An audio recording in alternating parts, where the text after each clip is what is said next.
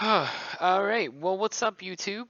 Um, this is my first time doing a video. I don't do all this stuff. I'm not somebody that knows how to make videos very well or how to edit at all.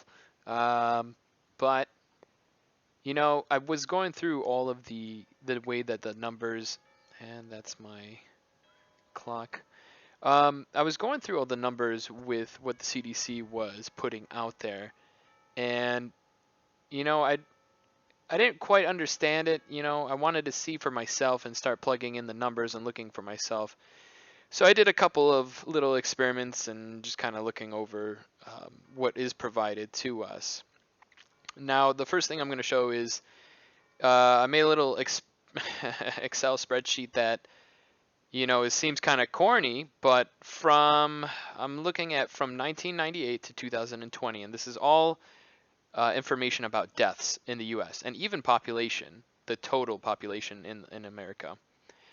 So you can see here in 1999 there were 2.3 million deaths, and total population was 276 million people. Right? That's a lot of people. But as time goes on, you can see that our population is increasing, and right here in this population growth column is showing the difference in this year, so compared to the previous. So in say 2000, we're up 2.9 million people from 1999, just to kind of give you like a little insight into how I'm doing all these numbers. But so going through, you see kind of a common, around 3 million, 2.5 million, etc., whatever, all that. It's all pretty similar in size growth each year. Last year was interesting. Last year, the U.S. only had 1 million people extra, like that came in, whatever, into being, whether that be your, pregnancies and babies being born or people coming in from foreign countries, what have you. But only 1 million people in 2019. And then last year, 4.4 million people. That's a big difference, right? That doesn't seem right. But apparently we had 4.4 million people enter in the U.S. or be born. Um, and that's a huge boom. You're getting 4.4 million above last year. So naturally, you would think that the news stations or the media would somehow, you know, tell people that yes, there's 4.4 more million people in the US, and somehow we have a lot more deaths than normal, which, yeah, okay, that makes sense. But how do we go from kind of a steady, growth every year to all of a sudden a huge boom in the US? So that was kind of interesting to me. I haven't seen anybody talk about that, but seeing that the growth from last year to this year is pretty exponential, and then you're looking at the total deaths in 2020, and this is strictly from COVID supposedly, and this number might be a little exaggerated. This is just by taking last year's deaths, so the 2020, and at the time it was two. Right now it's at 255 or 3.2 million 55,331 deaths, right? And I was taking that and subtracting it from 2019's deaths total. So we have, an increase here about what they say is the medium is about 50,000 deaths extra every year, that it goes up. So you can kind of see there's some years actually we went down, some years we went up. But typically it's between 30 to 80,000 that increases every year in total deaths. This one would be technically probably 350,000 deaths increase above normal, if we're going to say that average is 50,000, right? So 350,000 deaths. That's crazy, right? That's a lot. But then you're not taking into account you have a 4.4 million increase in population growth. So that's a big difference. I hope I'm kind of getting that point across so that you kind of understand that, yeah, we're going to have more deaths when you have way more population. Next thing I kind of went through, and I was just seeing based on age, the death rate between people 65 and older.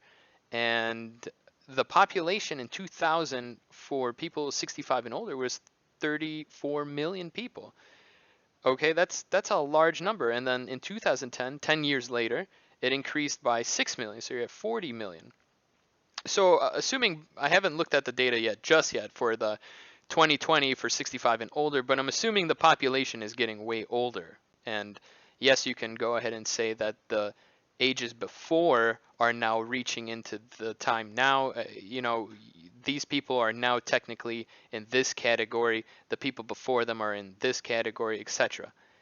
But again, we had 4.4 million people growth in a year of 2020. Looking at the deaths. And now this is where it gets kind of laughable. And yeah, it's sad. Every death is tragic, but I mean, death is life, right? Well, not death is life, but that's a part of life. We all die. It's not something shocking to us. Now, when I was just messing around with the numbers, it was, this was the total deaths of COVID. And this was the total deaths of older people at the time that I recorded this. They might be a little updated. I'll go through the sheet here soon. But, that's a huge majority. You have 252,000 people who are 65 and older that are dying from COVID, supposedly, out of 323,000. That means 70,000 people under the age of 65 have died from COVID. We have 331 million people in this freaking country. And you're telling me we're all terrified because 70,000 people who were young died versus, the older population dying. I get that, old people dying is a tragedy, but old people die, as other people have mentioned before. So this is crazy how that they're really locking us down for such a minimal death rate. And now here's the funnier thing. In January 4th, 2020, I looked at what they reported for COVID deaths by week, right? So in the beginning of January of last year, only one person died. You know how many other people died from other stuff? 60,000. Whoa. Okay. We're not reporting that in the news just yet because it's not, terrifying people. And mind you, these are weeks. These are not days. So this is week ending in January 4th, right? One person died in a whole week from COVID. Terrifying. Next, we keep going down. And as you can see, as the weeks are going by, there are still lots of deaths happening. Okay, regardless of whatever these respiratory diseases, I don't give a crap about that right now. We're not looking at that. We're looking at C-19.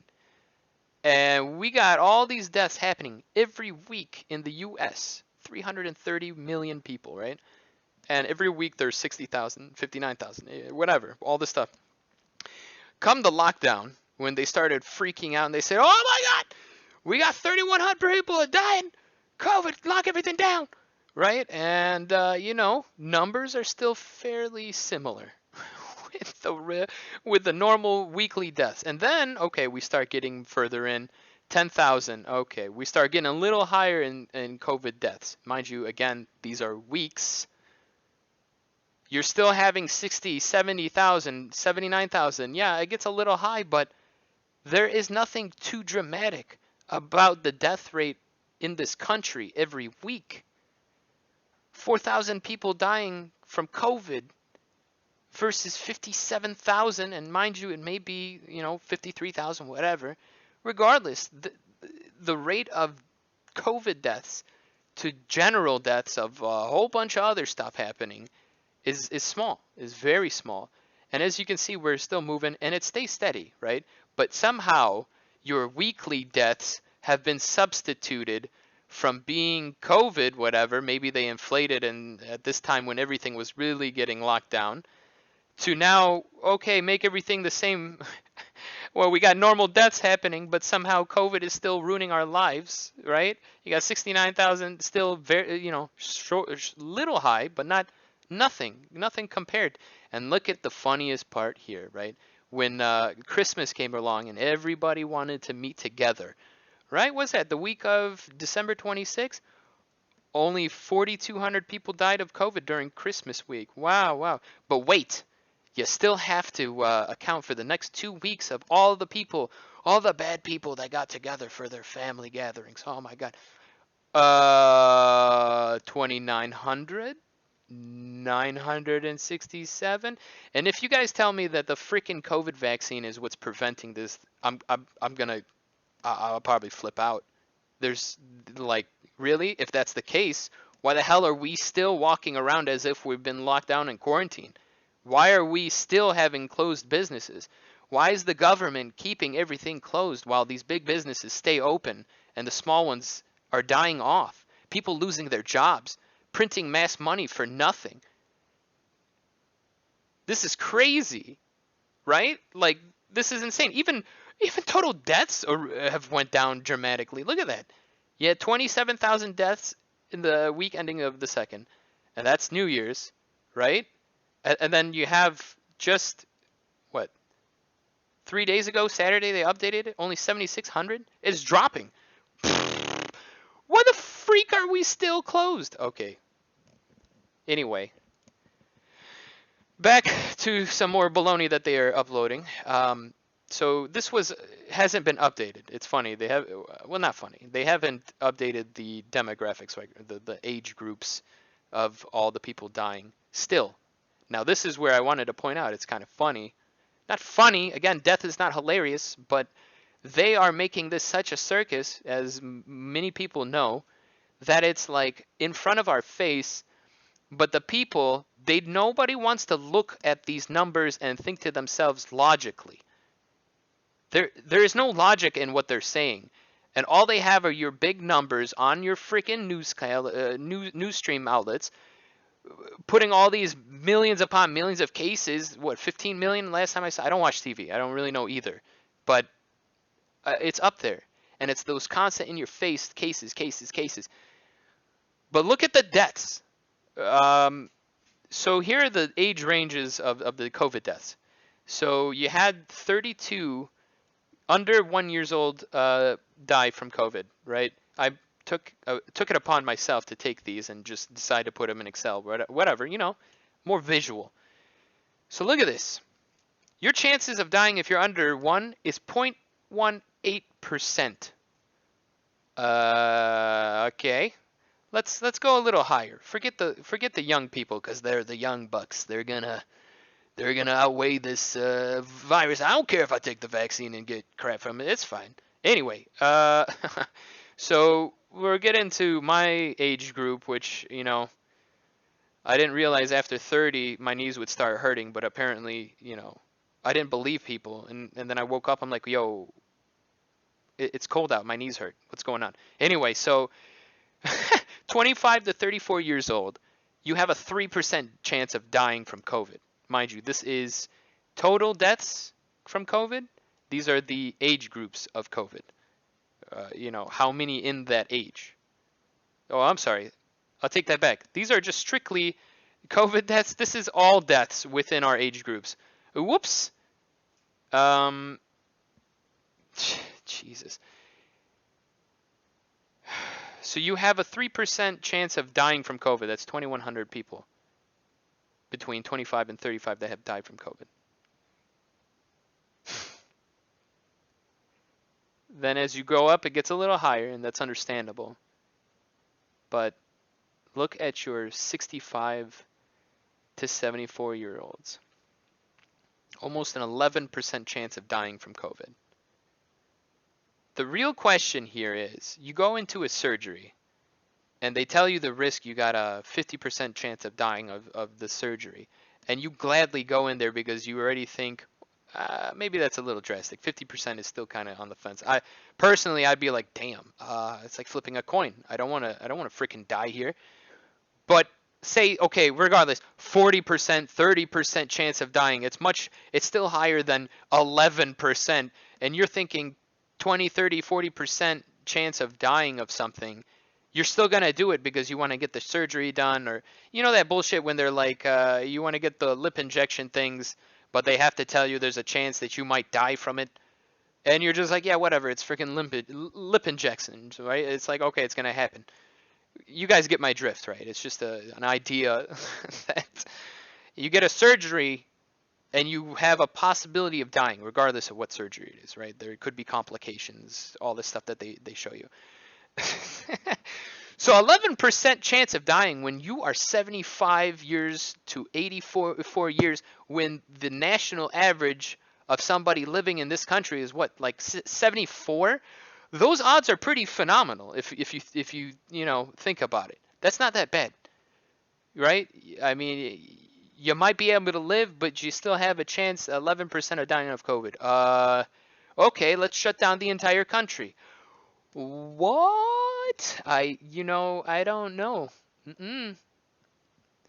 Anyway, um, anybody can do this, and anybody can look into this stuff. All it takes is a little bit of motivation, and I'm gonna give all glory to God for that one because, I always half-ass things. I always put stuff together. I don't actually put anything together, but this is something that I don't know really made me want to finish and follow through with it.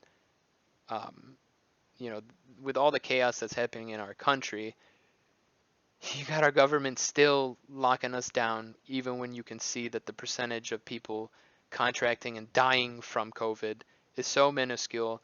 You have, you know, all of these numbers that they're trying to boast in front of you and say, oh my God, look at all the craziness. But they don't tell you that we have a 4.4 million, people population increase since last year. You get more people, you're going to expect more deaths. If they're old, they're going to die, But now we are forced with masks, and our lives are being dictated by the government, and we can't walk around without a mask on. And if you don't wear a mask, you get in death stares at. Like I do it and I can't because it's just like the eyes, it's too much. I just want to get my carrots and go. Like what? Like I don't want to be freaking mauled by a mob just so I can try to breathe when I get killed. It's obviously exaggerating, but you get the drift, right? I hope you guys enjoy this, but let me know what you think. This is funny. These numbers that they really put in your face is just hilarious when you really look at it in the grand scheme of 330 million people in this country, and somehow, you know, this type of death rate is being portrayed as the Spanish flu, where you had what they say 50 to 100 million or crap that died, and it's like this is the flu. This is a sickness that your body can fight off, and you know, could there be severe things? Sure. But this is crazy. Take care, guys.